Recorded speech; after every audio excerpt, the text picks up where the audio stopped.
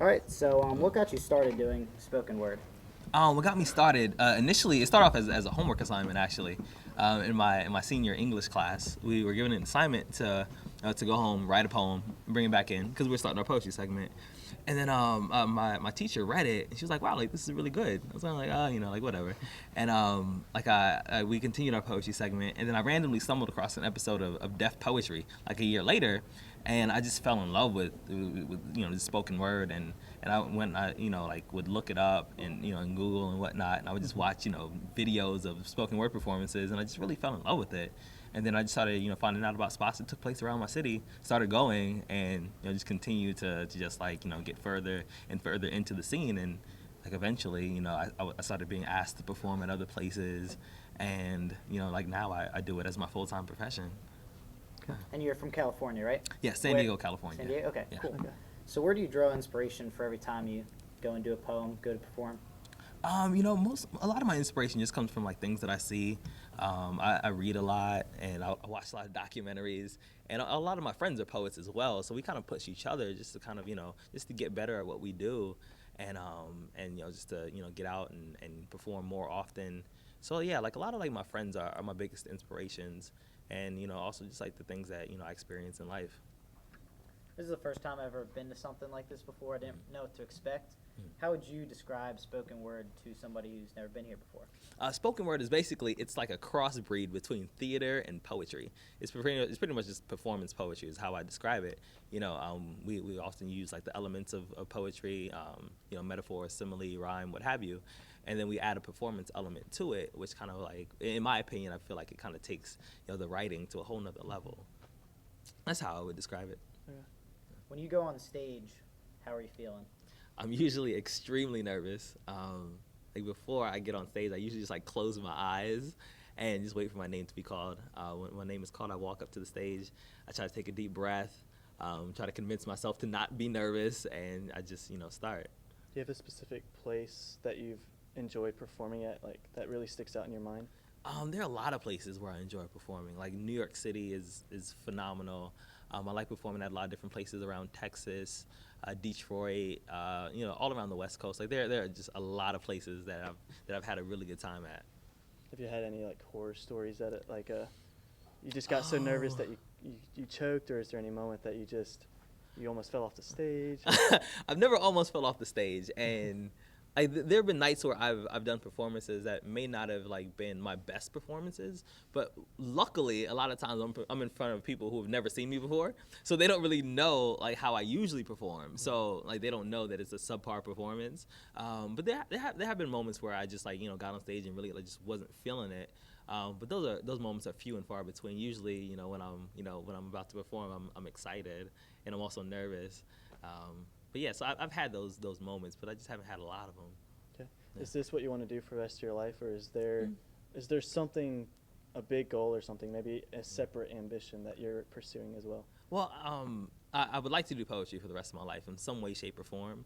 But I'm also in school, and eventually what I'd like to do is be an adjunct professor part-time, and then still do poetry the rest, just because like, sometimes it's hard putting all of your eggs in one basket, especially when that basket has to do with the arts. Because, as you know, a lot of times when schools don't have, budgets that are extensive, and they need to cut back, a lot of times the art is the first thing that gets cut, unfortunately, but true. So, having all of my eggs in the arts may not be, my best idea. So I'm actually still in school as well, making sure that I have a backup plan. Where do you go to school? Right now, I just switched. I'm online at the University of Phoenix. I'm in their industrial and organizational psychology program. Previously, I was at Alliant International University, which is a little private school in San Diego. But I travel so often that it was really difficult for me to be in a traditional program. So I had to switch to an online program. That way, I can still do homework and whatnot, and still do my traveling. What did you want to teach if you become a professor? Undergraduate psychology. Okay. Yeah. During the performance, you encourage students who had not performed before to do it. Do you have any tips for getting ready to perform? You said you still get nervous. Oh yeah, definitely. Do you think of certain things on stage? Do you take a couple laps outside to like calm yourself? Is there any specific like things that you do, and then what do you suggest for students? Yeah, there are a few things that I do. I'll listen to music. It's kind of like get myself like in the mood to perform. I'll go out and I'll take a walk. What I do, one of the like most critical things that I do is that I stretch. I feel like stretching like really like relaxes you. So I try to do that like right before I get on stage.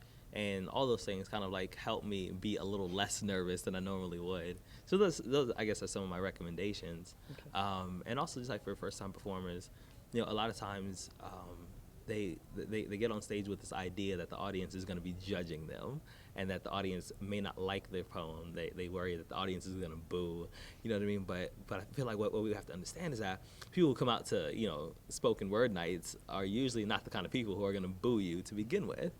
So, you know, usually at open mics and whatnot, it's a very safe space to try out your work because it's not like an Apollo night where they're going to boo you off the stage and the Sandman is going to come out. It's people who genuinely are interested in hearing your story.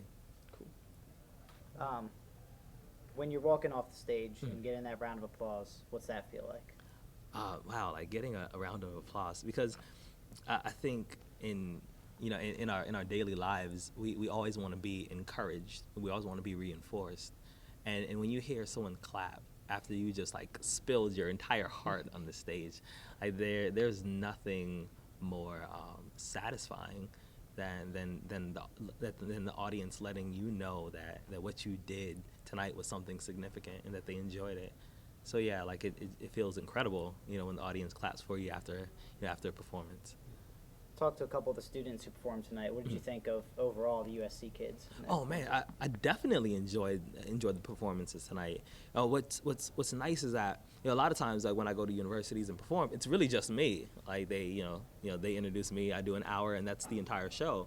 But it's nice like when I get a chance to like see who the students are and who the student performers are, because it's kind of like, you know, I feel like when I'm just performing and that's all I'm doing, I don't get a chance to be inspired by someone else's work. So like, you know, a lot of times like after I'm done like touring and whatnot, as soon as I get home, I start going to open mic just so I can hear somebody else other than me. You know what I mean? So like, you know, tonight, just getting a chance to hear some other people, some other voices, some other stories, it was a good experience. I definitely enjoyed it. And I wish more universities did that actually. Last question. Any performance tonight stick out to you in particular? Any moment that a student had? There were a few that really stuck out to me. I can't remember the gentleman's name, but he was telling me that he just started writing like 2 weeks ago when he saw Andrea Gibson here. And when I saw him on stage, I figured he had been writing for quite some time. So after having that conversation with him, saying that, oh yeah, I saw an Andrea Gibson video and I just started writing 2 weeks ago, and to hear him perform on stage and be so comfortable, like that was like a moment for me, because I'm still working on being comfortable on stage. You know what I mean? And I've been doing this almost 7 years. So that was a moment. I can't remember the other gentleman's name, but we talked afterwards. He did the poem about like it was about like a male and a female. He was describing both of them and how they'd be perfect for each other, but they never met. And like just hearing him do that poem, like it was a concept that I've never seen anybody do that before. I'd never seen that structure. I'd never seen that concept before. So it was really refreshing. I talked to him afterwards, and I definitely hope he continues writing, continues performing, because I think like he's really got something. So yeah, those are like two moments that really stuck out for me. But like the entire thing was amazing. Like I thoroughly enjoyed myself.